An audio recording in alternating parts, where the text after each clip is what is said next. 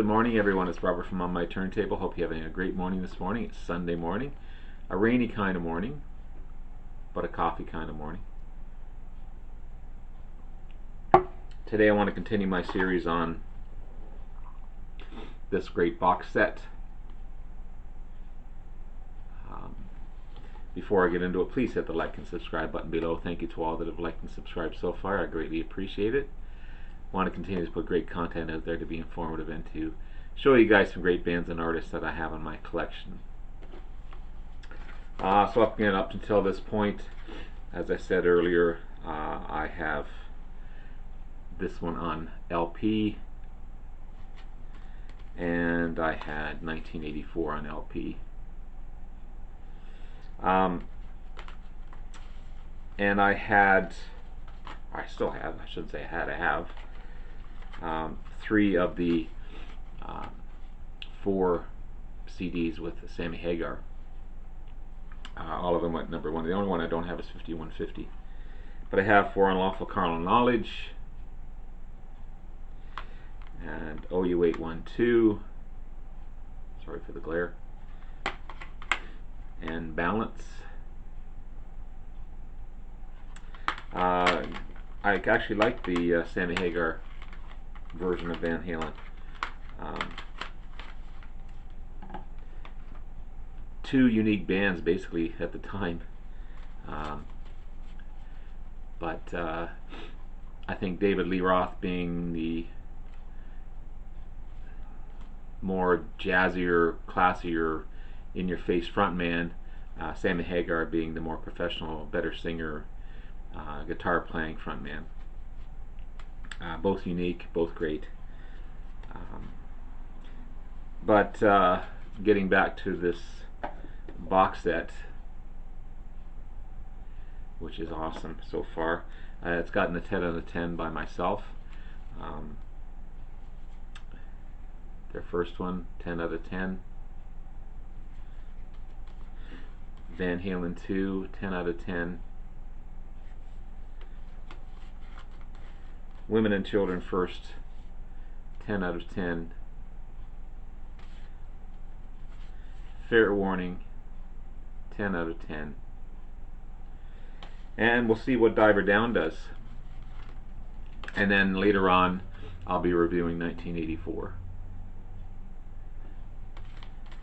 So far, I'm loving it. I guess looking back, Van Halen was always a band that I liked. Kind of took them for granted because there was so much other songs out there. I was more into Deep Purple and Led Zeppelin and Black Sabbath. But then Van Halen was around too as rockers. Kind of fit in with AC/DC, Aerosmith. All bands that you liked and listened to, but you know, I wouldn't say taken for granted, but you liked them and you listened to them, and then with all their changes and their struggles and stuff, you just kind of forgot about them.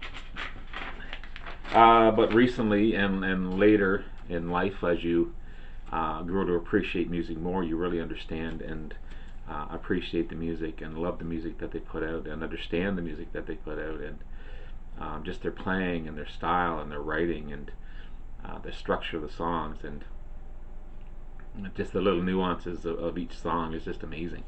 And that's what I'm loving about all these reviews and just listening to all this music again is just awesome. So Diver Down, make that my thumbnail. I won't be putting any Spotify songs on here, but I will put the Spotify playlist below.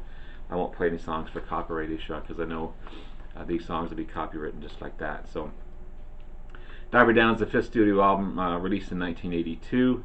The album spent 65 weeks on the album charts and had sold over 4 million copies by 1998. Unlike Fair Warning, which was all originals and a deeper, darker, harder album,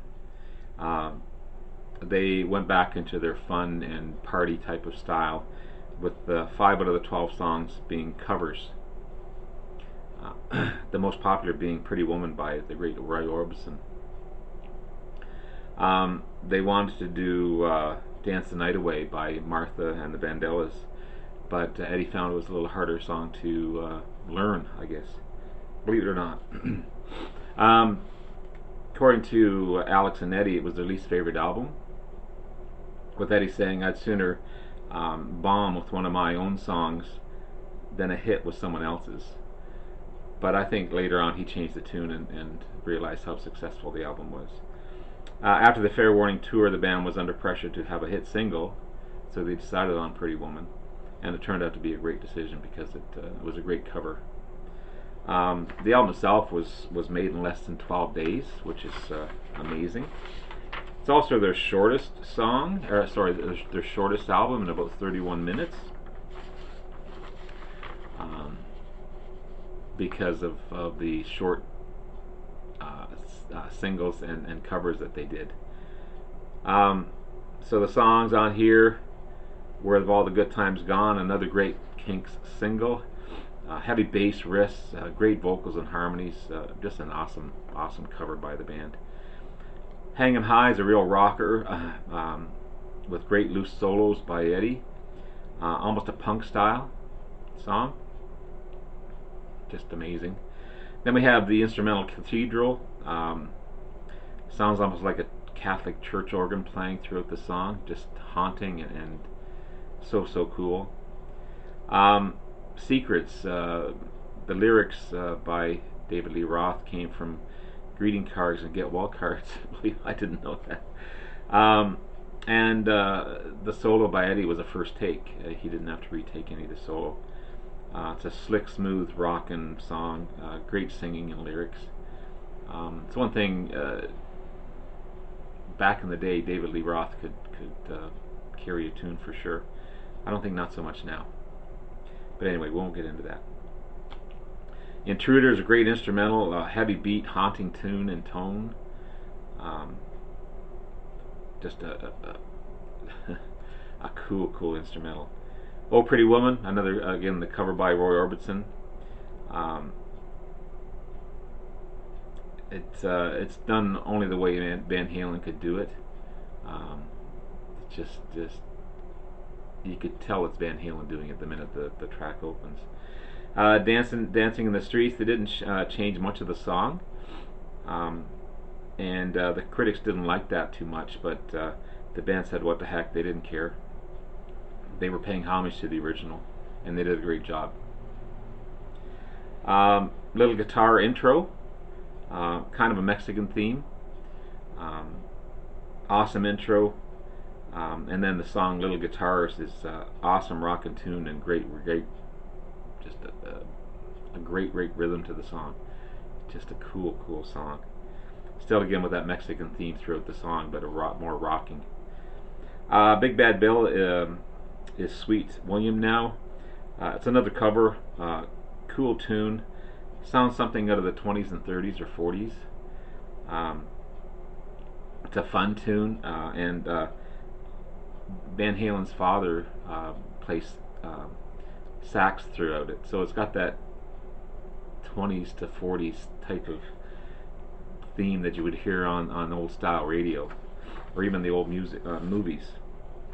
The Full Bug, David Lee Roth actually plays acoustic intro and harmonica. Again, Eddie shines on this one. It's a rockin' tune, classic Van Halen style.